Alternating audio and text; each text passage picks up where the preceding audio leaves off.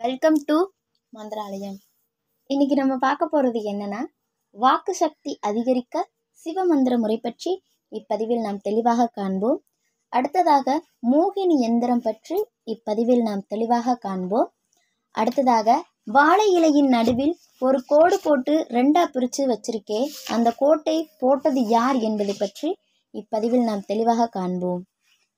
முதலில் வாக்கு சக்தி அதிகரிக்க சிவமந்திர முறை பற்றி இப்பதிவில் நாம் தெளிவாக காண்போம். ஓம் அவும் நாகேந்திர ஹாராய திரிலோச்சனாய பஸ்மாங்க ராகாய மகேஸ்வராய நித்யாய சுத்தாய திகம்பராய தஸ்மை நாகாராய நம சிவாய ஓம். இந்த மந்திரத்தை 48 நாள் சுத்த நிலையில் இருந்து ஒருவன் உச்சாடனம் செய்ய வேண்டும். ஒரு பிரதோஷ நாளில் அல்லது பௌர்ணமி நாளில் ஆரம்பிக்கலாம். சுத்த சைவ முறை படையல் மட்டும் பயன்படுத்த வேண்டும். வசிய விபூதியை ஒரு தாமிரத்தகட்டில் பரப்பி அதில் ஓம் சிவயநம என பில்வ குச்சியால் எழுதி அதில் சூடம் ஏற்றி மந்திரத்தை 1008 முறை ஜபிக்க வேண்டும். அதுவரை சூடம் எரிய வேண்டும். அடுத்ததாக மோகினி யந்திரம் பற்றி இப்பதிவில் நாம் தெளிவாக காண்போம். ஆண் பெண்ணை வசியப்படுத்தி அவர்கள் மூலம் நல்ல காரியங்களுக்கு நிறைவேற்றி கொள்ளவும், காதலிக்கும் ஆண் பெண்ணை வசியப்படுத்தி திருமணம் செய்து கொள்ளவும் இந்த யந்திரம் உதவி செய்யும். கண்டிப்பாக சமுதாய பிரிவின் காரணமாக, குடும்பத்தின் சூழல் காரணமாக காதலித்து விட்டு சென்ற காதலனோ காதலியோ திரும்ப நம்மிடத்தில் வர இந்த யந்திரம் பலன் தரும். யந்திரத்தை வரைய பஞ்சலோகத்தகட்டில் எழுதி கொள்ளுங்கள். இதை பன்னீரில் 5 முறை கழுவி தூய்மைப்படுத்தி கொள்ளுங்கள். அதன் மேல் சந்தனம் குங்குமம் தடவுங்கள். மிகவும் கவனம் தேவை. கவனம் சிதறினால் உங்கள் உயிருக்கு கண்டிப்பாக ஆபத்து என்பதையும் கவனமாக செய்ய வேண்டும். மேலும் முழு நம்பிக்கையுடன் பூஜை செய்ய வேண்டியது மிக மிக முக்கியம். கண்டிப்பாக யந்திரத்தால் எதிர்பார்க்கும் பலன் கிடைக்குமா கிடைக்காதா என்ற சந்தேகம் லேசாக இருந்தாலும் பலன் கிடைக்காது, மறந்து விடாதீர்கள். பூஜை அறையில் கிழக்கு முகமாக ஓரிடத்தில் மாக்கோலம் இட்டு அங்கு ஒரு தாம்பலத்தை வையுங்கள். அதில் எந்திர தகட்டை வையுங்கள். அரிசி மாவில் ஆண் வசியம் என்றால் ஆண்பாவை, பெண் வசியம் என்றால் பெண்பாவை செய்து யந்திரத்துக்கு வலது பக்கம் வைத்து 5 முக குத்து விளக்கை இடதுபுறமாக வைத்து திரி போட்டு நெய் ஊற்றி ஏற்றுங்கள். தாம்பாலத்தின் முன்னால் வாழை இலை விரித்து அதில் கல்கண்டு, பொங்கல், பாயாசம், 5 வகை கனிகள், தேங்காய், வெல்லம், பொரிகடலை, பால், தேன், இளநீர், வெற்றிலை பாக்கு, அத்தர், பன்னீர், மல்லிகை மலர், முல்லை மலர், பிச்சி மலர் ஆகியவற்றை நிவேத பொருட்களாக படைத்து பூஜை செய்ய வேண்டும். ஊதுபத்தி கொடுத்து வைத்து தூபக்காலில் சாம்பிராணி போடுங்கள். கொடுக்கப்பட்டுள்ள மந்திரத்தை உச்சரித்து கற்பூரம் பொருத்தி யந்திரத்தை சுற்றி 3 முறை காட்டுங்கள். மந்திரம்: ஓம் ரீம் க்ளீம் மோகினி மோகினி வசி வசி. ஓம் ரங் லங் சங் மங் மோகினி வசி வசி. ஓம் ஈம் லீம் தீம் நீம் மோகினி வசி வசி. ஓம் டங் டங் ஓம் மங் மோகினி வசி வசி. இந்த மந்திரத்தை 9 முறை உச்சரித்த வண்ணம் தீபாரத்தை காட்டி வணங்குங்கள்.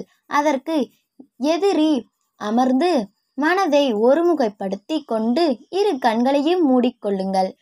எந்த ஆணையோ பெண்ணையோ நீங்கள் வசியம் செய்ய நினைத்தால் உங்கள் காரியம் ஆக வேண்டியது இருக்கிறது. அவர்களுடைய உருவத்தை மணக்கண் முன் கொண்டு வந்து நிறுத்துங்கள். அதற்கு பிறகே கொடுக்கப்பட்ட மந்திரத்தை உச்சரியுங்கள்.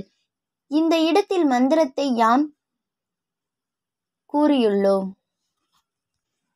இந்த மந்திரத்தை 108 முறை ஜெபிக்க வேண்டும். அவ்வாறு ஜெபித்து முடியும் வரை கண்ணை திறக்கக்கூடாது. இவ்வாறு மந்திரத்தை ஜெபித்து முடித்ததும் கண்ணை திறந்து எழுந்து மீண்டும் தூப தீபம் காட்டி வணங்கி பூஜையை முடிக்க வேண்டும். ஆக படைக்கப்பட்ட பொருட்களை எடுத்து மற்றவர்களுக்கு பிரசாதமாக வழங்கி நீங்களும் எடுத்துக்கொள்ளலாம். இந்த பூஜை தொடர்ந்து 48 நாட்கள் செய்ய வேண்டும்.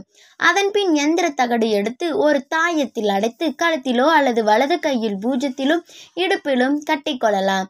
இந்த யந்திரமானது உங்களுக்கு உங்கள் உடலில் அணிந்த 3 நாட்களில் இருந்து அது அந்த நபர்களிடம் உங்களை பற்றிய எண்ணங்களையும் சிந்தனையையும் இந்த எந்திரத்தின் வாயிலாக அவர்கள் பிரபஞ்சத்தின் வாயிலாக உங்களை பற்றிய எண்ணங்கள் அவர்கள் மனதில் உதித்து உங்களை வந்து சார்வதற்கு தங்களிடம் பேசுவதற்கும் உங்களை தேடி வருவதற்கும் இந்த எந்திரம் பலனளிக்கும். கண்டிப்பாக இந்த எந்திர முறை அனைவருக்கும் வலிக்கும் என்பதில் எந்த ஐயமும் இல்லை. இதை யாம் பூஜை செய்து கொடுத்து கொண்டு உள்ளோம். இதுவே எந்திரமாகும். அடுத்ததாக வாழை இலையின் நடுவில் ஒரு கோடு போட்டு 2ஆ பிரித்து வச்சிருக்கே, அந்த கோட்டை போட்டது யார் என்பதை பற்றி இப்பதிவில் நாம் தெளிவாக காண்போம். புராண காலங்களில் வாழை இலையின் நடுவில் கோடு கிடையாதாம்.